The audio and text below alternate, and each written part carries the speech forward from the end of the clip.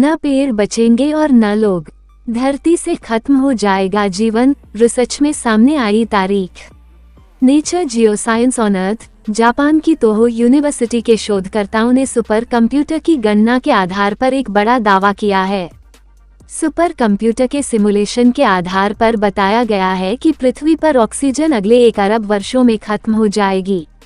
Oxygen न होने के कारण पृथ्वी पर जीवन संभव नहीं होगा और सब कुछ खत्म हो जाएगा। Nature geoscience on earth, Japan के वैज्ञानिकों ने बताया है कि 1 अरब साल बाद धरती से ऑक्सीजन खत्म हो जाएगी। इससे पहले कहा गया था कि 2 अरब साल बाद धरती से जीवन खत्म होगा। न पेड़ बचेंगे और न लोग, धरती से खत्म हो जाएगा जीवन, रिसर्च में सामने आई तारीख। धरती से खत्म हो जाएगा जीवन। वैज्ञानिकों का दावा है कि नासा के प्लेनेटरी मॉडलिंग का इस्तेमाल करते हुए ये शोध किया गया, जो कहता है कि 1 अरब वर्ष बाद दुनिया खत्म हो जाएगी। इससे पहले इस तरह के शोध 2 अरब वर्ष में धरती से जीवन खत्म होने का दावा कर चुके हैं। ये अध्ययन पृथ्वी के वायुमंडल के विकास की संभावनाओं पर आधारित है।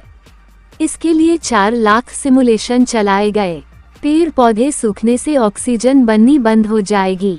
सिमुलेशन से पता चला कि जैसे जैसे समय बीतेगा वैसे वैसे सूर्य की गर्मी बढ़ती जाएगी और इसका असर धरती के मौसम पर पड़ेगा।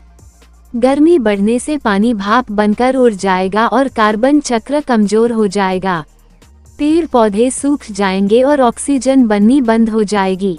वायुमंडल मीथेन गैस से भर जाएगा। 1 अरब वर्षों में तेजी से खत्म हो जाएगी ऑक्सीजन।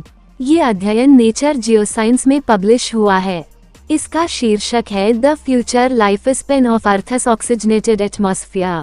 इस रिसर्च में पाया गया कि पृथ्वी के ऑक्सीजन युक्त वायुमंडल का भविष्य 1 अरब वर्ष है। जापान के सहायक प्रोफेसर काजुमी ओजुकी ने कहा है कि कई सालों से पृथ्वी के बायोस्फीयर के जीवनकाल पर चर्चा वैज्ञानिक ज्ञान के आधार पर की जा रही है। इसमें सूर्य की चमक और ग्लोबल कार्बोनेट सिलिकेट जियोकेमिकल चक्र शामिल हैं। उन्होंने बताया कि पिछले कई अनुमानों से पता चला है कि पृथ्वी का बायोस्फीयर ज्यादा गर्म होने और CO2 की कमी के कारण 2 अरब वर्षों में खत्म हो जाएगा। नए शोध में इस समय सीमा को कम कर दिया गया है।